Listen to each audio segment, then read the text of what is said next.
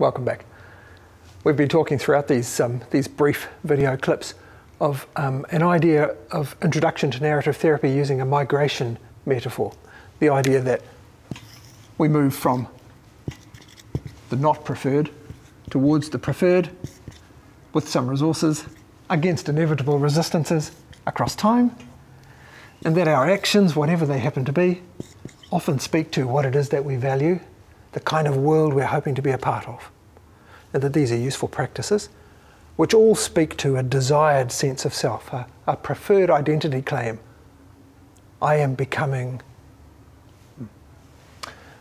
Preferred identity claims can be richly storied so as to produce through our eyes and through the eyes of people who care about us, produce a narrative, a stitching together of stories of times when we have acted in these sorts of ways. And those preferred stories can be audienced and stitched into our communities in rich ways through tellings and retellings. Now, I think it's useful to pay attention at this point to, in a sense, to come back to the problem and to think, when this problem, whatever it was going on, not always, but sometimes, harm gets caused. The model of parenting which I've was raised in somehow, or this attraction to gambling that I was taken up with, or these drugs that I found so attractive, or whatever. Yeah. There are ways of living which we are wanting to move away from. These ways of living have at times caused harm. One of the really lovely ways of recruiting people in our support, to support us in our preferred selves, is to wonder who or what was harmed and how might we make a difference. Because if people have been harmed in the process, oftentimes it releases them to become part of our allies when we pay attention to what harms were done and how might we make a difference to them. So in this diagram, I draw this like this. And it's supposed to be wind, and the notion of the wind blowing us from one island to another. Yeah, nice little waka, nice little boat, driving us from one island to the other. And there are 4 different winds that I've put here, just because it reminds me to ask myself these 4 questions. The first question is, has anything been harmed? Has harm been done? A nice generic question. How might we respond to that? Second question, it's almost the same as the first one, but I think it's worth asking, have any relationships been harmed? Because if I steal your car, then clearly there's some harm. But my dad is sitting at home and my relationship with him might be damaged because of the actions I took.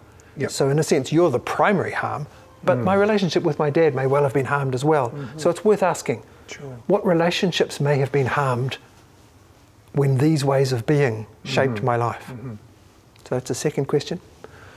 The third question, which is really useful to ask, I think, and it comes after these 2, which is, when we're looking at people who have been living in a situation somehow less than what they hoped for, it's useful to ask, in terms of restoration, what does this person need to have full access to their own life and to the life of society? What do they need, in a sense, to move in this direction? Oftentimes, the difficult lives that we experience have to do with a lack of access to resources. So let's ask that question. What might each of us need in order to make the transition that we're hoping for? And a fourth question, which is part of this whole kind of restorative wind that I'm wanting to highlight here, is to look at our institutions and to wonder, how are the institutions of which we are a part, and I come out of schools as the particular institution that I've been a part of, how are our institutions, the rules, the explicit rules and the implicit rules, how are our institutions either helping or not helping people move in the directions of becoming that which they desire, that which they feel is ethical and good? So we might ask, to institutions, we involved in institutions might ask ourselves, what are our rules? What are we doing? How are we responding? How might we do things differently in order to help people make this sort of transition? So we can restore harm done, we can restore relationships, we can restore the resources that people need to access life, Right. and we can restore the institutions of which we are a part. That's a big call, that last one. It's a isn't huge it? call. We may not feel we have a lot of power to do that, but We may not. And I think it's got a lot to do with how you're positioned within institutions. So those of us who are just brand new in institutions, maybe the call isn't so strong to get involved with. But those of us who have been around institutions all our lives, I think the call is much stronger to put up our hands and say, this isn't okay, let's do things differently around here. So you're in that last one, you're talking not so much or not only about the client or the person that you're working with, you're talking about yourself Indeed. as Indeed. well. Right. Myself as a counsellor. How is the institution of counselling supporting or not Yeah. this movement? Yeah. How's the institution of schooling? How's the institution of family, the way we do family? That might be the institution that we're talking about here. Right. So let's just look for a moment at the basic questions that are involved in a restorative process. And they are simply these. Firstly, asking all of those involved, what happened? So that everybody gets a chance to say, from my perspective, this is what happened. And we're not about establishing some sort of legal truth here. We're about being heard. Yeah. Kind of like truth and reconciliation, that idea. Let's be heard. So each person gets to be heard, this is what happened.